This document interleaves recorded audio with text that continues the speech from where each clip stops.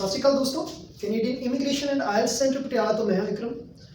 ਅੱਜ ਦੇ ਵੀਡੀਓ ਦਾ ਜੋ ਟੌਪਿਕ ਹੈ ਸਾਡਾ ਉਹ ਰਿਲੇਟਡ ਹੈ ਸਪੀਕਿੰਗ ਦੇ ਪਾਰਟ 2 ਨਾਲ। ਸਪੀਕਿੰਗ ਜੋ ਟੈਸਟ ਹੈ ਤੁਹਾਡਾ ਆਇਲਸ ਦਾ, ਇਹਦੀ ਡਿਊਰੇਸ਼ਨ ਸਭ ਤੋਂ ਘੱਟ ਹੁੰਦੀ ਹੈ ਔਰ ਇਹਨੂੰ 3 ਪਾਰਟਸ ਦੇ ਅੰਦਰ ਮੇਨਲੀ ਡਿਵਾਈਡ ਕੀਤਾ ਹੁੰਦਾ ਹੈ। ਪਾਰਟ 1 ਦੇ ਅੰਦਰ ਜਨਰਲ ਕੁਐਸਚਨ ਹੁੰਦੇ ਨੇ ਤੁਹਾਡੇ ਰਿਲੇਟਡ, ਤੁਹਾਡੇ ਸਰਾਊਂਡਿੰਗਸ ਦੇ ਰਿਲੇਟਡ, ਮਤਲਬ ਬਹੁਤ ਹੀ ਜ਼ਿਆਦਾ ਜਨਰਲ ਚੀਜ਼ਾਂ ਜਿਨ੍ਹਾਂ ਬਾਰੇ ਤੁਹਾਨੂੰ ਪੂਰੀ ਤਰ੍ਹਾਂ ਜਾਣਕਾਰੀ ਹੁੰਦੀ ਹੈ। ਪਾਰਟ 2 ਹੁੰਦਾ ਬਹੁਤ ਸਪੈਸੀਫਿਕ, ਮਤਲਬ ਤੁਹਾਨੂੰ ਇੱਕ ਟੌਪਿਕ ਦਿੱਤਾ ਜਾਂਦਾ ਔਰ ਉਸ ਟੌਪਿਕ ਲਈ ਤੁਸੀਂ 2 ਮਿੰਟ ਤੱਕ ਬੋਲਣਾ ਹੁੰਦਾ। ਉਸ ਤੋਂ ਬਾਅਦ ਜਿਹੜਾ ਪਾਰਟ 3 ਹੈ, ਜਿਹੜਾ ਪਾਰਟ 2 ਦਾ ਹੀ ਇੱਕ ਐਕਸਟੈਂਡਡ ਵਰਜ਼ਨ ਆਪਾਂ ਕਹਿ ਸਕਦੇ ਹਾਂ। ਮਤਲਬ ਇਹਦੇ ਜਿਹੜੇ ਕੁਐਸਚਨ ਹੋਣਗੇ ਤੁਹਾਡੇ ਪਾਰਟ 3 ਦੇ ਅੰਦਰ, ਉਹ ਪਾਰਟ 2 ਦੇ ਨਾਲ ਹੀ ਰਿਲੇਟਡ ਹੋਣਗੇ। ਉਹਨਾਂ ਨੂੰ ਅਸੀਂ ਫੋਲੋ ਅਪ ਕੁਐਸਚਨਸ ਕਹਿ ਦਿੰਦੇ ਹਾਂ। ਮਤਲਬ ਜੋ ਟੌਪਿਕ ਤੁਹਾਨੂੰ ਪਾਰਟ 2 ਦੇ ਅੰਦਰ ਮਿਲਿਆ ਹੁੰਦਾ ਉਹਨੂੰ ਥੋੜ੍ਹਾ ਹੋਰ ਡਿਟੇਲ ਦੇ ਅੰਦਰ ਜਿਹੜਾ ਤੁਹਾਡਾ ਐਗਜ਼ਾਮੀਨਰ ਹੈ ਉਹ ਪੁੱਛਦਾ ਹੈ, ਤੁਹਾਡੇ ਤੋਂ ਜਾਣਨਾ ਚਾਹੁੰਦਾ। ਤਾਂ ਜਿਹੜੀ ਸਪੀਕਿੰਗ ਹੈ ਇਹ ਵੀ ਰਾਈਟਿੰਗ ਦੇ ਵਾਂਗੂ 4-5 ਚੀਜ਼ਾਂ ਦੇ ਉੱਪਰ ਅਸੈਸ ਕੀਤੀ ਜਾਂਦੀ ਹੈ। ਤੁਹਾਡੀ ਗ੍ਰਾਮੈਟੀਕਲ ਰੇਂਜਸ ਕਿੱਦਾਂ ਦੀਆਂ ਨੇ, ਵੋਕੈਬਲਰੀ ਕਿੱਦਾਂ ਦੀ ਹੈ, ਪ੍ਰੋਨਾਂਸੀਏਸ਼ਨ ਤੁਹਾਡੀ ਸਹੀ ਹੈ ਸ਼ਬਦਾਂ ਦੀ, ਮਤਲਬ ਤੁਸੀਂ ਸਹੀ ਬੋਲਦੇ ਹੋ ਉਹਨਾਂ ਚੀਜ਼ਾਂ ਨੂੰ ਜੋ ਇੰਗਲਿਸ਼ 'ਚ ਬੋਲਣਾ ਚਾਹੀਦਾ। ਔਰ ਇਹਦੇ 'ਚ ਜਿਹੜਾ ਐਕਸੈਂਟ ਦਾ ਤੁਹਾਡਾ ਉਹਦਾ ਕੋਈ ਫਰਕ ਨਹੀਂ ਪੈਂਦਾ। ਜਿਵੇਂ ਤੁਸੀਂ ਦੇਖੋ, ਜਿਵੇਂ ਇੰਡੀਅਨ ਲੋਕ ਨੇ ਜਿਹੜੇ ਉਹ ਇੰਗਲਿਸ਼ ਬੋਲਦੇ ਨੇ, ਉਹਨਾਂ ਦਾ ਜਿਹੜਾ ਤਰੀਕਾ ਹੈ ਅਲੱਗ ਹੈ। ਆਸਟ੍ਰੇਲੀਅਨ ਲੋਕ ਨੇ, ਇੰਗਲੈਂਡ ਦੇ ਲੋਕ ਨੇ, ਇਹਨਾਂ ਸਾਰਿਆਂ ਦਾ ਉਹ ਬੋਲਣ ਦਾ ਜਿਹੜਾ ਤਰੀਕਾ ਹੈ, ਲਹਿਜਾ ਹੈ, ਉਹ ਐਕਸੈਂਟ ਨਾਲ ਜੁੜਿਆ ਹੋਇਆ। ਸੋ ਐਕਸੈਂਟ ਦੇ ਤੁਹਾਡੇ ਇਹਦੇ 'ਚ ਕੋਈ ਮਾਰਕਸ ਨਹੀਂ ਹੁੰਦੇ, ਬਟ ਅਗਰ ਤੁਸੀਂ ਐਕਸੈਂਟ ਦੇ ਉੱਪਰ ਕੋਈ ਇੰਪਰੂਵਮੈਂਟ ਕਰਦੇ ਹੋ ਆਪਣੀ, ਤਾਂ ਉਹਦੇ ਨਾਲ ਕੀ ਹੈ, ਤੁਹਾਨੂੰ ਤੇਜ਼ ਬੋਲਣ 'ਚ ਯਾਨੀ ਫਲੂਐਂਸੀ ਹੈ ਜਿਹੜੀ ਉਹ ਤੁਹਾਡੀ ਇੰਪਰੂਵ ਹੋ ਸਕਦੀ ਹੈ ਕਈ ਵਾਰੀ। ਸੋ ਡਾਇਰੈਕਟਲੀ ਜਿਹੜਾ ਐਕਸੈਂਟ ਦਾ ਕੋਈ ਰਿਲੇਸ਼ਨ ਨਹੀਂ ਤੁਹਾਡੇ ਬੈਂਡ ਸਕੋਰ ਦੇ ਉੱਪਰ, ਬਟ ਇਹ ਹੈਲਪ ਜ਼ਰੂਰ ਕਰ ਸਕਦਾ ਤੁਹਾਨੂੰ ਆਪਣੀ ਜਿਹੜੀ ਇੰਗਲਿਸ਼ ਦੇ ਉੱਪਰ ਕਮਾਂਡ ਹੈ ਜਿਹੜੀ ਪ੍ਰੂਵ ਕਰਨ ਲਈ। ਸੋ ਅੱਜ ਦਾ ਜਿਹੜਾ ਟੌਪਿਕ ਆਪਾਂ ਲਿਆ ਉਹ ਪਾਰਟ 2 ਲਿਆ, ਕਿਉਂਕਿ ਮੋਸਟਲੀ ਸਟੂਡੈਂਟਸ ਨੇ ਜਿਹੜੇ ਇਹਦੇ ਤੋਂ ਘਬਰਾਉਂਦੇ ਨੇ ਔਰ ਇਹਦੇ 'ਤੇ ਕੋਈ ਕਲੀਅਰ ਅਪਰੋਚ ਨਹੀਂ ਹੈ ਉਹਨਾਂ ਕੋਲ ਜਿਹੜੀ ਉਹ ਅਡੋਪਟ ਕਰ ਸਕਣ। ਸੋ ਆਪਾਂ ਸਟਾਰਟ ਕਰਦੇ ਹਾਂ ਪਾਰਟ 2, ਜਿਹਨੂੰ ਕਿ ਕਿਊ ਕਾਰਡ ਕਹਿ ਰਹੇ ਹਾਂ। ਕਿਊ ਕਾਰਡ ਦੇ ਅੰਦਰ ਤੁਹਾਨੂੰ ਇੱਕ ਟੌਪਿਕ ਦਿੱਤਾ ਜਾਂਦਾ ਹੈ, ਓਕੇ, ਔਰ ਉਸ ਇੱਕ ਟੌਪਿਕ ਦੇ ਉੱਪਰ ਤੁਹਾਡੇ ਕੋਲ 1 ਮਿੰਟ ਹੈ ਜਿਹੜਾ ਪ੍ਰਿਪੇਅਰ ਕਰਨ ਲਈ ਹੁੰਦਾ। ਟੌਪਿਕ ਦੇ ਰਿਗਾਰਡਿੰਗ ਤੁਸੀਂ ਚੀਜ਼ਾਂ ਨੋਟ ਕਰ ਸਕਦੇ ਹੋ। ਉਸ ਤੋਂ ਬਾਅਦ 1 ਤੋਂ ਲੈ ਕੇ 2 ਮਿੰਟ ਦੇ ਲਈ ਤੁਸੀਂ ਕੀ ਹੈ, ਓਕੇ, ਸਪੀਕਿੰਗ ਹੈ ਜਿਹੜੀ ਤੁਹਾਡੀ ਕੰਟੀਨਿਊਸਲੀ ਚੱਲਦੀ ਹੈ। ਮਤਲਬ 1 ਤੋਂ 2 ਪ੍ਰਿਪੇਅਰ ਕਰਨ ਤੋਂ ਬਾਅਦ 1 ਤੋਂ 2 ਮਿੰਟ ਲਈ ਤੁਸੀਂ ਲਗਾਤਾਰ ਬੋਲਦੇ ਹੋ, ਓਕੇ। ਔਰ ਇਹਦੇ ਅੰਦਰ ਤੁਹਾਨੂੰ ਐਗਜ਼ਾਮੀਨਰ ਸੁਣਦਾ, ਧਿਆਨ ਨਾਲ ਤੁਹਾਡੀਆਂ ਮਿਸਟੇਕਸ ਨੋਟ ਕਰਦਾ, ਤੁਹਾਡੇ ਪੋਜ਼ੀਟਿਵ ਸਾਈਡਸ ਨੋਟ ਕਰਦਾ, ਉਹ ਤੁਹਾਨੂੰ ਇੰਟਰਪਟ ਨਹੀਂ ਕਰੇਗਾ। ਬਟ ਜਦੋਂ ਹੀ ਤੁਹਾਨੂੰ ਕਵੇ ਕਿ ਓਕੇ ਜਾਂ ਸਟਾਪ, ਠੀਕ ਹੈ, ਤਾਂ ਤੁਸੀਂ ਕੀ ਹੈ ਆਪਣਾ ਜਿਹੜਾ ਸੈਂਟੈਂਸ ਕੰਪਲੀਟ ਕਰਕੇ ਰੁਕ ਜਾਓ, ਤੁਹਾਨੂੰ ਜ਼ਿਆਦਾ ਐਕਸਟੈਂਡ ਨਾ ਕਰੋ, ਠੀਕ ਹੈ। ਮਤਲਬ ਜਦੋਂ ਤੁਹਾਨੂੰ ਸਟਾਪ ਕਰਨ ਬਾਰੇ ਕਿਹਾ ਜਾਵੇ ਤਾਂ ਤੁਹਾਨੂੰ ਰੁਕ ਜਾਣਾ ਚਾਹੀਦਾ, ਓਕੇ। ਤਾਂ ਜਨਰਲੀ 1 ਤੋਂ 2 ਮਿੰਟ ਕਿਹਾ ਜਾਂਦਾ, ਬਟ ਅਗਰ ਐਗਜ਼ਾਮੀਨਰ ਇੰਟਰਸਟਡ ਹੋਵੇ ਤਾਂ ਇਹ ਜਿਹੜਾ ਟਾਈਮ ਹੈ 2 ਮਿੰਟ ਤੋਂ 10 ਸਕਿੰਟ ਜਾਂ 15 ਸੈਕਿੰਡ ਤੱਕ ਉੱਪਰ ਵੀ ਜਾ ਸਕਦਾ। ਉਹਦੇ 'ਚ ਕੋਈ ਉਹ ਨਹੀਂ, ਨਵੀਂ ਗੱਲ ਨਹੀਂ ਉਹਦੇ 'ਚ, ਓਕੇ। ਸੋ ਆਪਾਂ ਟੌਪਿਕ 'ਤੇ ਜਾਂਦੇ ਹਾਂ। ਟੌਪਿਕ ਕਹਿ ਰਿਹਾ describe someone who has achieved a goal। describe someone ਮਤਲਬ ਕਿਸੇ ਬਾਰੇ ਦੱਸੋ ਜਿਹਨੇ ਕੋਈ ਗੋਲ ਅਚੀਵ ਕੀਤਾ, ਓਕੇ। ਤਾਂ ਪਹਿਲਾਂ ਆਪਾਂ ਕੁਐਸਚਨ ਨੂੰ ਚੰਗੀ ਤਰ੍ਹਾਂ ਸਮਝਣ ਦੀ ਕੋਸ਼ਿਸ਼ ਕਰਦੇ ਹਾਂ। ਇਹਦੇ 'ਚ ਤੁਸੀਂ 2 ਚੀਜ਼ਾਂ ਕਰ ਸਕਦੇ ਹੋ, ਜਾਂ ਦੋਵੇਂ ਹੀ ਕਰ ਸਕਦੇ ਹੋ, ਜਾਂ ਦੋਵਾਂ 'ਚੋਂ ਇੱਕ ਵੀ ਕਰ ਸਕਦੇ ਹੋ, ਓਕੇ। ਡਿਸਕ੍ਰਾਈਬ ਸਮਵਨ ਮਤਲਬ ਜਿਹਦੇ ਬਾਰੇ ਵੀ ਤੁਸੀਂ ਗੱਲ ਕਰਨ ਜਾ ਰਹੇ ਹੋ ਉਹਨੂੰ ਥੋੜ੍ਹੀ ਜਿਹੀ ਉਹਦੇ ਨਾਲ ਡਿਸਕ੍ਰਿਪਸ਼ਨ, ਜਿਹਦੇ ਬਾਰੇ ਵੀ ਤੁਸੀਂ ਗੱਲ ਕਰਨ ਜਾ ਰਹੇ ਹੋ ਉਹਦੀ ਥੋੜ੍ਹੀ ਜਿਹੀ ਡਿਸਕ੍ਰਿਪਸ਼ਨ ਤੁਹਾਨੂੰ ਦੇ ਦੇਣੀ ਚਾਹੀਦੀ ਹੈ ਕਿ ਉਹ ਬੰਦਾ ਕੀ ਹੈ, ਓਕੇ। ਅਚੀਵ ਦਾ ਗੋਲ, ਹੁਣ ਇਹ ਮੇਨ ਪੁਆਇੰਟ ਹੈ ਤੁਹਾਡਾ, ਓਕੇ, ਕਿ ਗੋਲ ਜਿਹੜਾ ਅਚੀਵ ਕੀਤਾ ਉਹਨੇ ਉਹ ਤੁਸੀਂ ਉਸ ਬਾਰੇ ਦੱਸਣਾ। ਮਤਲਬ ਉਹਨੇ ਕੋਈ ਟਾਰਗੇਟ ਸੈੱਟ ਕੀਤਾ ਸੀ, ਕੋਈ ਉਹਨੇ ਓਕੇ ਸਕਸੈਸ ਹਾਸਲ ਕੀਤੀ ਹੈ ਕਿਸੇ ਏਰੀਆ ਦੇ ਅੰਦਰ, ਉਹਦੇ ਬਾਰੇ ਤੁਸੀਂ ਗੱਲ ਕਰਦੇ ਹੋ ਤੇ describe someone who has achieved a goal. ਹੁਣ ਬਹੁਤ ਸਾਰੇ ਬੱਚੇ ਕੀ ਨੇ, ਉਸ ਤੋਂ ਬਾਅਦ ਇਹ ਮੇਨ ਜਿਹੜੀ ਸਟੇਟਮੈਂਟ ਤੋਂ ਬਾਅਦ ਨਾਲ ਤੁਹਾਡੇ ਬੁਲੇਟ ਪੁਆਇੰਟਸ ਹੁੰਦੇ ਨੇ। ਬੁਲੇਟ ਪੁਆਇੰਟ ਕੁਝ ਵੀ ਹੋ ਸਕਦੇ ਨੇ, ਤਾਂ ਬੁਲੇਟ ਪੁਆਇੰਟ ਦੇ ਉੱਪਰ ਲਿਖਿਆ ਹੁੰਦਾ ਹੈ ਇਹਨਾਂ ਬਾਰੇ, ਕੀ ਲਿਖਿਆ ਹੁੰਦਾ ਹੈ, ਯੂ ਸ਼ੁੱਡ ਸਪੀਕ, ਓਕੇ, ਕਿ ਤੁਹਾਨੂੰ ਇਹਨਾਂ ਬਾਰੇ ਬੋਲਣਾ ਚਾਹੀਦਾ ਹੈ। ਸ਼ੁੱਡ ਦਾ ਮਤਲਬ ਇੱਕ ਸੁਜੈਸ਼ਨ ਦੀ ਤਰ੍ਹਾਂ ਆ ਜਾਂਦਾ, ਓਕੇ। ਤਾਂ ਪਹਿਲਾਂ ਲਿਖਿਆ ਹੂ ਦਾ ਪਰਸਨ ਇਜ਼, ਮਤਲਬ ਜਿਹੜਾ ਬੰਦਾ ਤੁਸੀਂ ਗੱਲ ਕਰ ਰਹੇ ਹੋ ਉਹ ਬੰਦਾ ਕੌਣ ਹੈ ਇਹ ਦੱਸੋ। ਵਟ ਹੈਜ਼ ਹੀ ਅਚੀਵਡ, ਉਹਨੇ ਕੀ ਅਚੀਵ ਕੀਤਾ ਇਹ ਦੱਸੋ। ਜਿੱਦਾਂ ਮੈਂ ਤੁਹਾਨੂੰ ਪਹਿਲਾਂ ਹੀ ਕਿਹਾ ਕਿ ਡਿਸਕ੍ਰਿਪਸ਼ਨ ਉਹਦੀ ਬੰਦੇ ਦੀ ਥੋੜ੍ਹੀ ਜਿਹੀ ਦਿਓ ਕਿ ਗੋਲ ਉਹਨੇ ਅਚੀਵ ਕੀਤਾ, ਤਾਂ ਤੁਹਾਨੂੰ ਚੀਜ਼ ਕੁਐਸਚਨ 'ਚ ਕਲੀਅਰ ਹੋ ਜਾਂਦੀ ਹੈ, okay. How do you know him, ਤੁਸੀਂ ਉਸ ਨੂੰ ਕਿਸ ਤਰ੍ਹਾਂ ਜਾਣਦੇ ਹੋ। ਕਈ ਵਾਰੀ ਬੁਲੇਟ ਪੁਆਇੰਟ 3 ਹੋਣਗੇ, ਕਈ ਵਾਰੀ 5 ਹੋਣਗੇ, ਓਕੇ।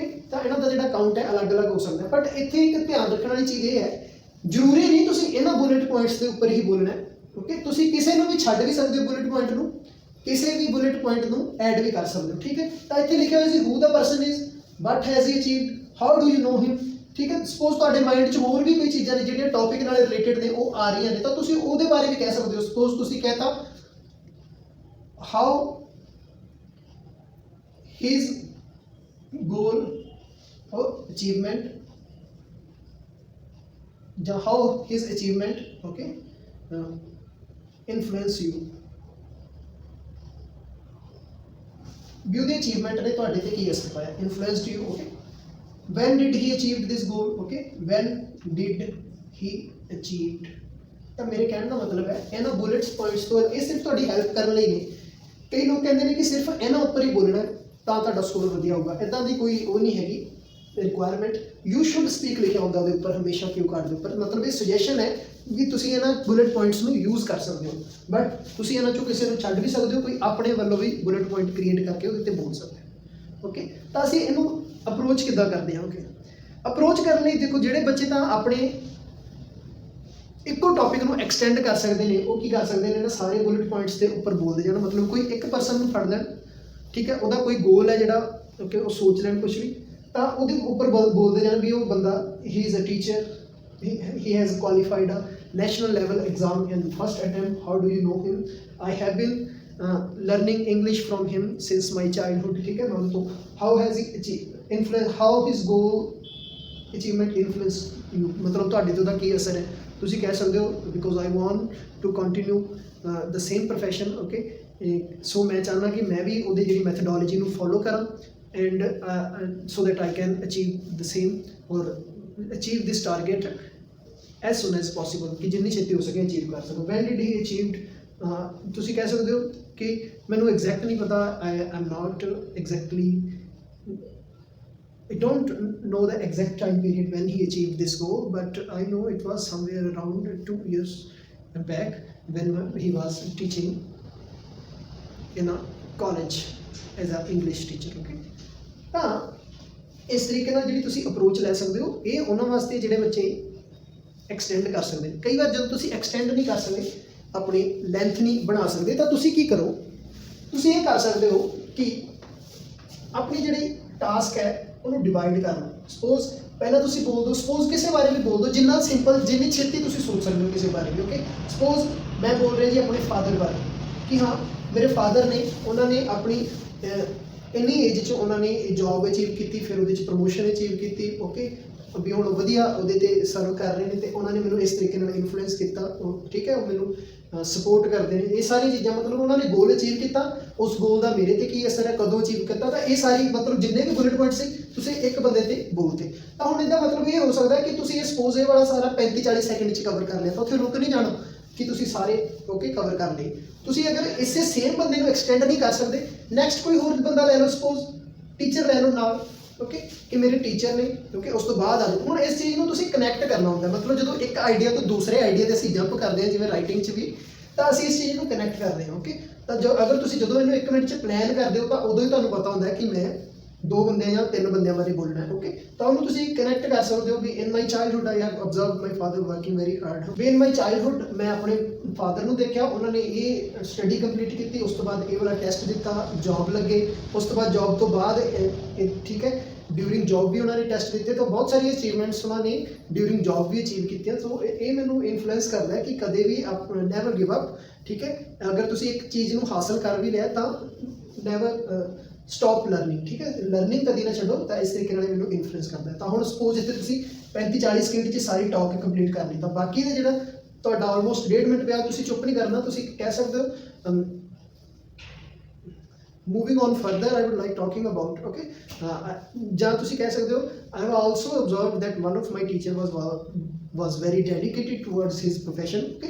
ਤਾਂ ਤੁਸੀਂ ਹੁਣ ਉਹੀ ਸਾਰੀਆਂ ਚੀਜ਼ਾਂ ਆਪਣੇ ਟੀਚਰ ਲਈ ਐਕਸਪਲੇਨ ਕਰ ਸਕਦੇ ਹੋ। ਇੱਥੇ ਤੁਸੀਂ ਆਈਡੀਆ ਡਿਫਰੈਂਟ ਕਰ ਲਓਗੇ। ਪਹਿਲਾਂ ਤੁਸੀਂ ਫਾਦਰ ਬਾਰੇ ਗੱਲ ਕੀਤੀ, ਸਪੋਜ਼ ਫਾਦਰ ਨੇ ਤੁਹਾਡੇ ਕਿਸੇ ਗਵਰਨਮੈਂਟ ਜੋਬ 'ਚ ਵਧੀਆ ਕੀਤਾ। ਟੀਚਰ ਹੈ, ਸਪੋਜ਼ ਤੁਹਾਡਾ ਇੰਜੀਨੀਅਰਿੰਗ ਟੀਚਰ ਹੈ, ਤਾਂ ਉਹਨਾਂ ਨੇ ਸਪੋਜ਼ ਕੋਈ ਪ੍ਰੋਡਕਟ ਨਵਾਂ ਇਨਵੈਂਟ ਕਰਤਾ, ਓਕੇ। ਤਾਂ ਉਹਨਾਂ ਦਾ ਜਿਹੜਾ ਪ੍ਰੋਡਕਟ ਹੈ ਵਰਲਡ ਵਾਈਡ ਮਿਲ ਰਿਹਾ। ਤਾਂ ਇਹਨਾਂ ਨੇ ਵੀ ਕੁਛ ਅਚੀਵ ਕੀਤਾ, ਗਵਰਨਮੈਂਟ ਜੋਬ ਅਚੀਵ ਕੀਤੀ, ਟੀਚਰ ਨੇ ਕੀ ਕੀਤਾ, ਕੋਈ ਪ੍ਰੋਡਕਟ ਇਨਵੈਂਟ ਕੀਤਾ। ਤਾਂ ਇਹਦੇ ਨਾਲ ਤੁਹਾਡਾ ਹੁਣ ਕੀ ਹੋਊਗਾ, ਤੁਹਾਨੂੰ ਜ਼ਿਆਦਾ ਸਟਰਗਲ ਨਹੀਂ ਕਰਨਾ ਪਊਗਾ। ਕਈ ਵਾਰੀ ਸਾਨੂੰ ਕੀ ਹੁੰਦਾ ਹੈ ਕਿ ਜਦੋਂ ਅਸੀਂ ਸੇਮ ਆਈਡੀਆ ਦੇ ਉੱਪਰ ਹੀ ਸਟ੍ਰਿਕ ਕਰ ਜਾਂਦੇ ਹਾਂ, ਉਹਦੇ ਰੀਜ਼ਨ ਕਿ ਮਤਲਬ ਉਹਦੀ ਨੈਗੇਟਿਵ ਸਾਈਡ ਕੀ ਹੋ ਜਾਂਦੀ ਹੈ, ਕਈ ਵਾਰ ਸਾਨੂੰ ਨਵੀਂ ਚੀਜ਼ ਉਹਦੇ 'ਚ ਕੋਈ ਨਹੀਂ ਮਿਲਦੀ, ਅਸੀਂ ਚੀਜ਼ਾਂ ਰਿਪੀਟ ਕਰਨ ਲੱਗ ਜਾਂਦੇ ਹਾਂ, ਉਹਦੇ ਨਾਲ ਸਾਡੀ ਵੋਕੈਬਲਰੀ ਵੀ ਸੇਮ ਰਿਪੀਟ ਹੁੰਦੀ ਰਹਿੰਦੀ ਹੈ ਤੇ ਆਈਡੀਆ ਵੀ ਕੋਈ ਨਵਾਂ ਨਹੀਂ ਜਨਰੇਟ ਹੁੰਦਾ। ਓਕੇ, ਸੋ ਬੈਟਰ ਹੈ ਕਿ ਤੁਸੀਂ ਨਵੇਂ ਆਈਡੀਆ ਦੇ ਉੱਪਰ ਜੰਪ ਕਰ ਜਾਓ ਜਾਂ ਨਵੇਂ ਪਰਸਨ ਦੇ ਉੱਪਰ ਜੰਪ ਕਰ ਜਾਓ। ਜਾਂ ਇਹਨੂੰ ਕਨੈਕਟ ਕਰਨ ਦਾ ਤਰੀਕਾ ਕੀ ਹੋ ਸਕਦਾ, ਤੁਸੀਂ ਇਹ ਕਹਿ ਸਕਦੇ ਹੋ ਕਿ ਮੈਂ ਪਾਸਟ 'ਚ ਆਪਣੇ ਫਾਦਰ ਨੂੰ ਆਬਜ਼ਰਵ ਕੀਤਾ, ਉਹਨਾਂ ਨੇ ਇਹ ਚੀਜ਼ਾਂ ਅਚੀਵ ਕੀਤੀਆਂ, ਠੀਕ ਹੈ। ਪ੍ਰੈਜ਼ੈਂਟ 'ਚ ਆ ਸਕਦੇ ਹੋ, ਪ੍ਰੈਜ਼ੈਂਟ ਲਈ ਤੁਸੀਂ ਕਹਿ ਦਿਓ very recently I have seen, I have come to know that one of my teacher has made a very unique product in his lab। okay, ਤਾਂ ਇਸ ਤਰੀਕੇ ਨਾਲ ਤੁਸੀਂ ਕਨੈਕਟ ਕਰ ਸਕਦੇ ਹੋ। ਬਹੁਤ ਹੀ ਹੁਣ ਘੱਟ ਚਾਂਸਿਸ ਰਹਿ ਜਾਂਦੇ ਨੇ ਕਿ ਤੁਹਾਡੇ ਦੋ ਆਈਡੀਆਜ਼ ਨੇ ਜਿਹੜੇ ਉਹ ਪੂਰਾ ਟਾਈਮ ਨਾ ਲੈ ਸਕਣ, ਬਟ ਇਨ ਕੇਸ ਜੇ ਤੁਹਾਡਾ ਦੋ ਆਈਡੀਆਜ਼ ਕੰਪਲੀਟ ਨਹੀਂ ਕਰਦੇ ਟਾਈਮ ਨੂੰ, ਠੀਕ ਹੈ, ਤਾਂ ਤੁਸੀਂ ਤੀਸਰਾ ਬੰਦਾ ਵੀ ਕੋਈ ਵੀ ਲੈ ਸਕਦੇ ਹੋ। Okay, but most of the time ਹੈ ਜਿਹੜੀ ਤੁਹਾਡੀ ਇਹਦੇ ਨਾਲ ਜਿਹੜੀ ਰਿਕੁਆਇਰਮੈਂਟ ਉਹ ਪੂਰੀ ਹੋ ਜਾਏਗੀ। ਇਹ ਅਪਰੋਚ ਕਿਹਨਾਂ ਵਾਸਤੇ ਹੈ, ਜਿਹੜੇ ਆਪਣੇ ਲੈਂਥ ਨੂੰ ਐਕਸਟੈਂਡ ਨਹੀਂ ਕਰ ਸਕਦੇ, ਜਿਨ੍ਹਾਂ ਨੂੰ ਜਲਦੀ ਨਵੀਆਂ ਚੀਜ਼ਾਂ ਨਹੀਂ ਮਿਲਦੀਆਂ ਸੋਚ ਕੇ ਤੇ ਉਹਨਾਂ ਨੂੰ ਇੰਗਲਿਸ਼ 'ਚ ਬੋਲਣ ਲਈ। ਸੋ ਉਹ ਕੀ ਕਰ ਸਕਦੇ ਨੇ, ਇੱਕ ਤੋਂ ਜ਼ਿਆਦਾ ਚੀਜ਼ਾਂ ਨੂੰ ਯੂਜ਼ ਕਰ ਸਕਦੇ ਨੇ। ਜਾਂ ਇਹਨੂੰ ਸਮਝਣ ਲਈ ਹੋਰ ਅਸੀਂ ਕੀ ਕਹਿ ਸਕਦੇ ਹਾਂ, ਤੁਸੀਂ PPF ਮੈਥਡ ਜਿਵੇਂ ਅਸੀਂ ਕਹਿ ਸਕਦੇ ਹਾਂ, ਪਹਿਲਾਂ ਪਾਸਟ ਬਾਰੇ ਕਿਸੇ ਚੀਜ਼ ਬਾਰੇ ਗੱਲ ਕਰ ਦਿਓ ਕਿ ਪਾਸਟ 'ਚ ਮੈਂ ਇਸ ਬੰਦੇ ਬਾਰੇ, ਕਿਉਂਕਿ ਮੈਂ ਦੇਖਿਆ ਵੀ ਇਹਨੇ ਇਹ ਚੀਜ਼ਾਂ ਅਚੀਵ ਕੀਤੀਆਂ। ਓਕੇ, ਰਹਿਣਾ ਸੇਮ ਟੌਪਿਕ 'ਤੇ ਹੀ। ਓਕੇ, ਫਿਰ ਤੁਸੀਂ ਪ੍ਰੈਜ਼ੈਂਟ 'ਤੇ ਆ ਜਾਓ। ਫਿਊਚਰ ਤੇ ਵੀ ਤੁਸੀਂ ਕਹਿ ਸਕਦੇ ਹੋ ਕਿ ਮੈਂ ਐਕਸਪੈਕਟ ਕਰਦਾ ਕਿ ਮੇਰੇ ਜਿਹੜਾ ਯੰਗਰ ਬ੍ਰਦਰ ਹੈ ਜਾਂ ਮੇਰੀ ਯੰਗਰ ਸਿਸਟਰ ਹੈ ਜਾਂ ਮੇਰਾ ਬੱਚਾ ਹੈ ਜਿਹੜਾ ਵੀ ਉਹ ਮੈਂ ਉਹਦੇ 'ਚ ਨੋਟਿਸ ਕੀਤਾ ਹੈ ਕਿ ਉਹ ਇਹਦੇ 'ਚ ਉਹ ਕੈਪੇਬਿਲਿਟੀਜ਼ ਨੇ ਜਿਹੜੀਆਂ ਬਾਕੀ ਬੱਚੇ 'ਚ ਨਹੀਂ ਹੈਗੀਆਂ। ਸੋ ਮੈਨੂੰ ਲੱਗਦਾ ਕਿ he would be achieving a goal in the field of art, in the field of science. Okay, ਤਾਂ ਇਸ ਤਰੀਕੇ ਨਾਲ ਵੀ ਤੁਸੀਂ ਕਨੈਕਟ ਕਰ ਸਕਦੇ ਹੋ। ਓਕੇ, ਹੁਣ ਇੱਥੇ ਇੱਕ ਹੋਰ ਚੀਜ਼ ਸਮਝਣ ਵਾਲੀ ਗੱਲ ਹੈ, ਕਈ ਬੱਚਿਆਂ ਨੂੰ ਲੱਗਦਾ ਕਿ ਇੱਥੇ ਉਹਨਾਂ ਨੇ ਕਿਹਾ describe someone who has achieved a goal, ਤਾਂ ਇਹ ਪਾਸਟ ਦੀ ਗੱਲ ਕਰ ਰਿਹਾ। ਓਕੇ, ਪਰ ਅਸੀਂ ਇੱਥੇ ਪਾਸਟ, ਪ੍ਰੈਜ਼ੈਂਟ ਤੇ ਫਿਊਚਰ ਤਿੰਨੇ ਚੀਜ਼ਾਂ ਦੀ ਗੱਲ ਕਰਾਂਗੇ ਜਦੋਂ, ਤਾਂ ਗਲਤ ਹੋ ਜਾਊਗਾ। ਗਲਤ ਨਹੀਂ ਹੋਊਗਾ ਕਦੀ ਵੀ ਇਹ ਚੀਜ਼ ਤੁਹਾਨੂੰ, ਕਿਉਂਕਿ ਤੁਸੀਂ ਟੌਪਿਕ ਦੇ ਉੱਪਰ ਰਹਿਣਾ ਕਿਸੇ ਵੀ ਬੰਦੇ ਬਾਰੇ ਜਿਹਨੇ ਗੋਲ ਅਚੀਵ ਕੀਤਾ ਹੋਵੇ। ਤਾਂ ਇਹਦੇ 'ਚ ਤੁਸੀਂ ਕੁਝ ਵੀ ਕਹਿ ਸਕਦੇ ਹੋ। ਕੋਈ ਬੰਦੇ ਹੋ ਸਕਦਾ ਹੈ ਕਿ ਉਹਨਾਂ ਨੇ ਪਾਸਟ 'ਚ ਗੋਲ ਅਚੀਵ ਕੀਤਾ ਹੋਵੇ ਤੇ ਉਹ ਫਿਊਚਰ ਲਈ ਵੀ ਕੋਈ ਚੀਜ਼ ਪਲਾਨ ਕਰ ਰਹੇ ਹੋਣ, ਤਾਂ ਤੁਸੀਂ ਸੇਮ ਬੰਦੇ ਨੂੰ ਵੀ ਕਹਿ ਸਕਦੇ ਹੋ ਕਿ ਹਾਂ ਇਹ ਬੰਦਾ ਇਹਨੇ ਪਾਸਟ 'ਚ ਇਹ ਗੋਲ ਅਚੀਵ ਕੀਤਾ ਹੈ, but even after achieving that goal, okay, he never stopped learning, ਉਹਨੇ ਲਰਨਿੰਗ ਬੰਦ ਨਹੀਂ ਕੀਤੀ, he is planning for his future। I think in coming years, okay, ਆਉਣ ਵਾਲੇ ਟਾਈਮ 'ਚ ਉਹ ਇਹ ਵੀ ਗੋਲ ਹੈ ਜਿਹੜਾ ਅਚੀਵ ਕਰ ਲੇਗਾ। ਸੋ ਜਿਹੜੀ ਕਿ ਹੋਰ ਵੀ ਵੱਡੀ ਅਚੀਵਮੈਂਟ ਹੋਏਗੀ ਇਹਦੇ ਲਈ। ਸੋ ਇਹਦੇ 'ਚ ਕੋਈ ਗਲਤ ਚੀਜ਼ ਨਹੀਂ ਹੈ। ਅਗਰ ਤੁਹਾਡਾ ਜਿਹੜਾ ਕੁਐਸਚਨ ਸਟੇਟਮੈਂਟ ਆਫ ਪਾਸਟ ਨੂੰ ਰਿਲੇਟ ਕਰ ਰਹੀ ਹੈ, ਠੀਕ ਹੈ, ਤਾਂ ਤੁਸੀਂ ਉਹਦੇ ਸਿਰਫ ਕੀ ਪੁਆਇੰਟ ਦੇ ਉੱਪਰ ਰਹਿਣਾ, ਠੀਕ ਹੈ। ਜਿਵੇਂ ਇੱਥੇ ਕੀ ਹੈ, ਸਮਵਨ ਹੂ ਅਚੀਵਡ ਅ ਗੋਲ। ਔਰ ਇੱਥੇ ਜਿਹੜੀ ਇੱਕ ਚੀਜ਼ ਧਿਆਨ ਰੱਖਣ ਵਾਲੀ ਹੈ, ਟਰਾਈ ਕਰੋ ਕਿ ਜੇ ਤੁਸੀਂ ਇੱਕ ਪਾਸਟ ਨੂੰ ਜਾਂ ਇੱਕ ਬੰਦੇ ਨੂੰ ਤੁਸੀਂ ਸਕਸੈਸ ਦਵਾਈ, ਸਪੋਜ਼ ਇਹਨੂੰ ਜਿਵੇਂ ਆਪਾਂ ਗਵਰਨਮੈਂਟ ਜੌਬ 'ਚ ਕਿਹਾ, ਤਾਂ ਦੂਸਰਾ ਜਿਹੜਾ ਬੰਦਾ ਉਹਨੂੰ ਬਿਲਕੁਲ ਅਲੱਗ ਏਰੀਆ 'ਚ ਓਕੇ ਸਕਸੈਸਫੁਲ ਕਰਵਾਓ, ਜਾਂ ਉਹਦਾ ਟੌਪਿਕ ਹੈ ਜਿਹੜਾ ਬਿਲਕੁਲ ਅਲੱਗ ਏਰੀਆ ਨਾਲ ਰਿਲੇਟ ਕਰ ਦਿਓ। ਉਹਦਾ ਰੀਜ਼ਨ ਕੀ ਹੈ, ਉਹਦਾ ਬੈਨੀਫਿਟ ਕੀ ਹੋਊਗਾ ਤੁਹਾਨੂੰ, ਤੁਹਾਡੀ ਜਿਹੜੀ ਵੋਕੈਬਲਰੀ ਆ ਉਹ ਨਵੀਂ ਐਡ ਹੋਣੀ ਸ਼ੁਰੂ ਹੋ ਜਾਊਗੀ। ਓਕੇ, ਜਿਵੇਂ ਹੁਣ ਇੱਥੇ ਮੈਂ ਕਹਿਤਾ ਕਿ ਇੰਜੀਨੀਅਰਿੰਗ ਦਾ ਟੀਚਰ ਸੀ, ਤਾਂ ਉਹਨੇ ਕੀ ਕੀਤਾ, ਨਵਾਂ ਪ੍ਰੋਡਕਟ ਇਨਵੈਂਟ ਕਰਤਾ। ਹੁਣ ਜਿੰਨੀ ਵੀ ਸਾਰੀ ਮੈਂ ਗੱਲ ਕਰਾਂਗਾ ਇਹਦੇ 'ਚੋਂ ਕੁਝ ਵੀ ਵਰਡਸ ਨੇ ਜਿਹੜੇ ਇਹਦੇ ਨਾਲ ਉਹ ਮਤਲਬ ਰਿਪੀਟ ਨਹੀਂ ਹੋਣਗੇ, ਕਿਉਂਕਿ ਤੁਸੀਂ ਬਿਲਕੁਲ ਨਵਾਂ ਆਈਡੀਆ ਜਿਹੜਾ ਸ਼ੁਰੂ ਕਰ ਲਿਆ। ਸੋ ਇਸ ਤਰੀਕੇ ਨਾਲ ਤੁਸੀਂ ਜਿਹੜੀ ਆਪਣੀ ਲੈਂਥ ਹੈ ਐਕਸਟੈਂਡ ਕਰ ਸਕਦੇ। ਸੋ ਇਹ ਸੀ ਕਿਊ ਕਾਰਡ ਦੀ ਡਿਸਕਸ਼ਨ, ਜਿਹਦੇ ਅੰਦਰ ਬਹੁਤ ਬੱਚੇ ਸਟਰਗਲ ਕਰਦੇ ਨੇ ਸਪੈਸ਼ਲੀ ਆਪਣੀ ਲੈਂਥ ਨੂੰ ਐਕਸਟੈਂਡ ਕਰਨ ਲਈ, ਜਿਹੜਾ ਤੁਸੀਂ ਆਨਸਰ ਕਰਦੇ ਹੋ। ਜੇ ਤੁਹਾਨੂੰ ਅਪਰੋਚ ਸਮਝ ਆਈ ਹੋਵੇ, ਵਧੀਆ ਲੱਗੀ ਹੋਵੇ, ਪਲੀਜ਼ ਵੀਡੀਓ ਨੂੰ ਲਾਈਕ ਕਰੋ, ਚੈਨਲ ਜ਼ਰੂਰ ਸਬਸਕ੍ਰਾਈਬ ਕਰੋ। Thank you for watching this video.